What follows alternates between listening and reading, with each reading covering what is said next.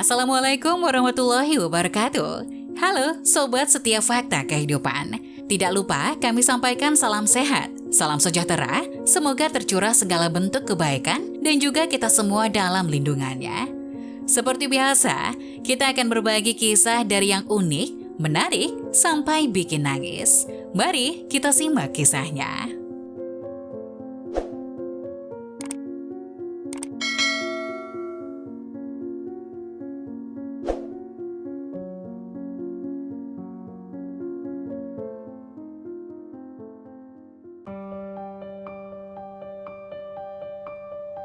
Pria ini kerap memukul istrinya.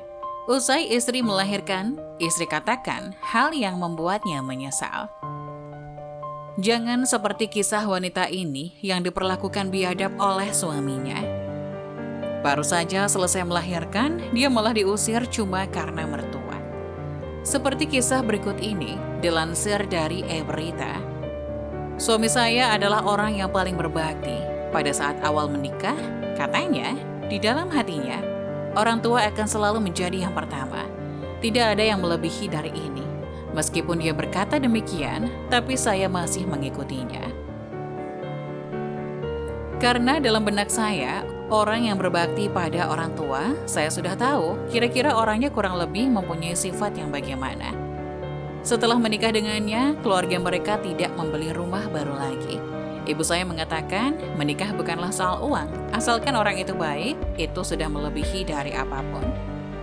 Perlakukan wanita dengan baik, karena mereka adalah harta terindah bagi seorang pria. Khususnya bagi seorang suami, mereka dengan tulus mengikuti, memberikan anak, merawat rumah, memasak, dan mencuci. Tapi sayangnya, malah diperlakukan dengan kasar. Lalu setelah menikah, kami sepasang suami istri tinggal bersama mertua dalam satu rumah yang hanya terdiri dari 3 kamar. Suamiku benar-benar sangat berbakti. Biasanya tidak peduli masalah apapun, dia pasti mendengarkan ibunya. Baik itu masalah besar atau kecil. Pokoknya harus melewati saran ibunya, baru bertindak. Mengenai ini terkadang saya masih tidak bisa mengerti. Saya cuma berharap setelah menikah nanti, dia mungkin akan bertingkah lebih dewasa dan tidak seperti demikian lagi. 2 bulan sudah kami lalui dan saya telah hamil. Karena saya trauma akan fenomena keguguran dan aborsi, maka saya menghentikan sementara pekerjaan saya. Fokus menjaga kehamilan di rumah. Pada suatu hari, saat saya di rumah, ibuku menelpon. Ia menceritakan rumah tua kita telah dibongkar untuk pengembangan wirausaha. Jadi, kami diberikan ganti rugi 3 apartemen.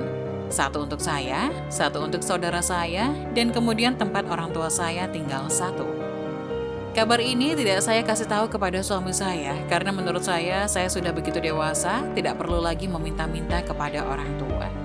Selain itu, di saat pernikahan, orang tua saya telah memberikan hadiah sebuah mobil yang harganya beratus jutaan rupiah. Saya benar-benar merasa malu jika meminta lagi sesuatu dari orang tua saya. Kabar ini tak sampai sebulan, entah bagaimana suami saya dan ibunya sudah mengetahui kabar tersebut. Mengatakan, orang tua saya baru mendapat beberapa kamar dari pembongkaran bangunan. Mereka segera menyuruh saya buru-buru pulang untuk berdiskusi dengan orang tua saya mengenai apartemen ini agar mendapat 1 jatah itu.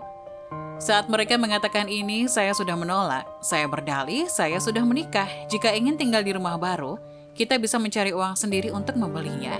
Kenapa saya harus pulang ke rumah untuk meminta?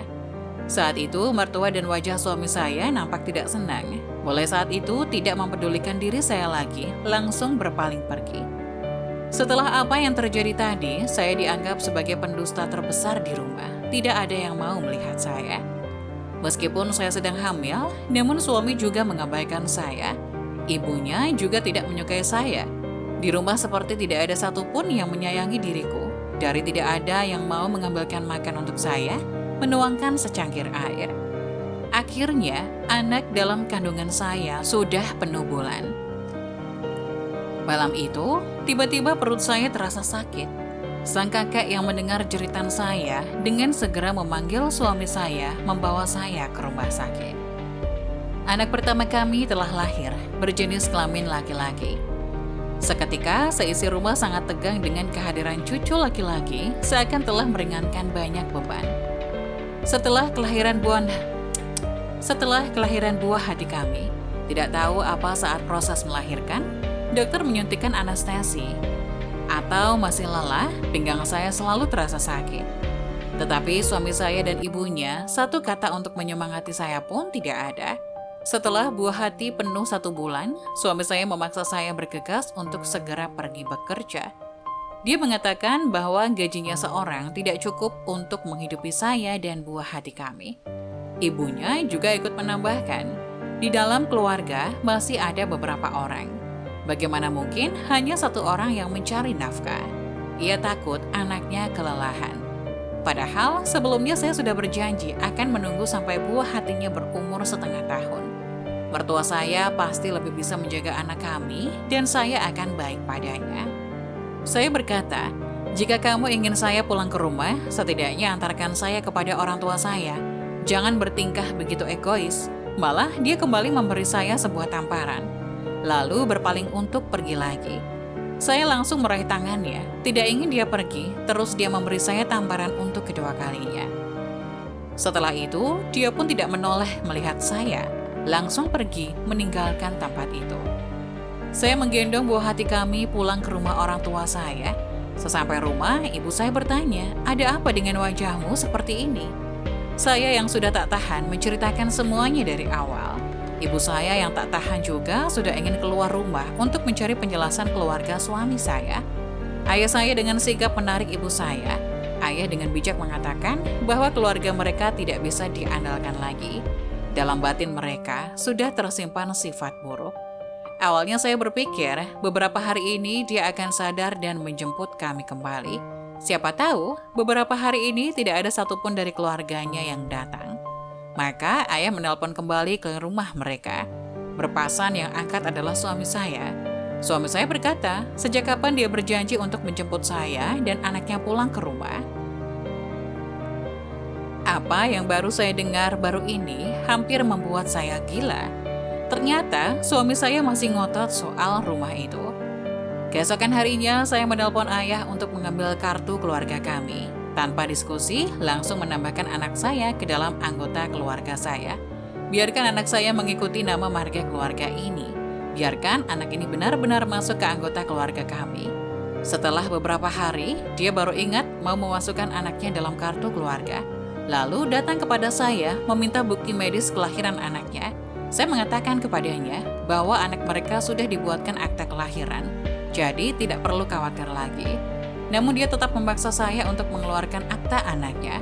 Dia melihat nama marga anak mereka mengikuti nama marga saya. Wajahnya seketika marah sampai sudah ingin memukul saya. Di saat itu ayahku berada di dekat kami. Dengan cekat, ayah mengambil sapu lalu memukuli tubuhnya. Dengan marah, saya mengatakan, saya akan meminta cerai dan soal rumah saya tidak ada urusan dengan dia yang pemalas dan hanya memikirkan tentang keluarganya.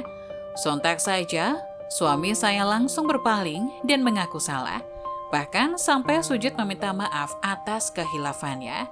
Saya diam saja dan di hati saya sudah tidak ada namanya. Nah, bagaimana menurut kalian? Jangan lupa tulis pendapat kalian di kolom komentar ya. Wassalamualaikum warahmatullahi wabarakatuh.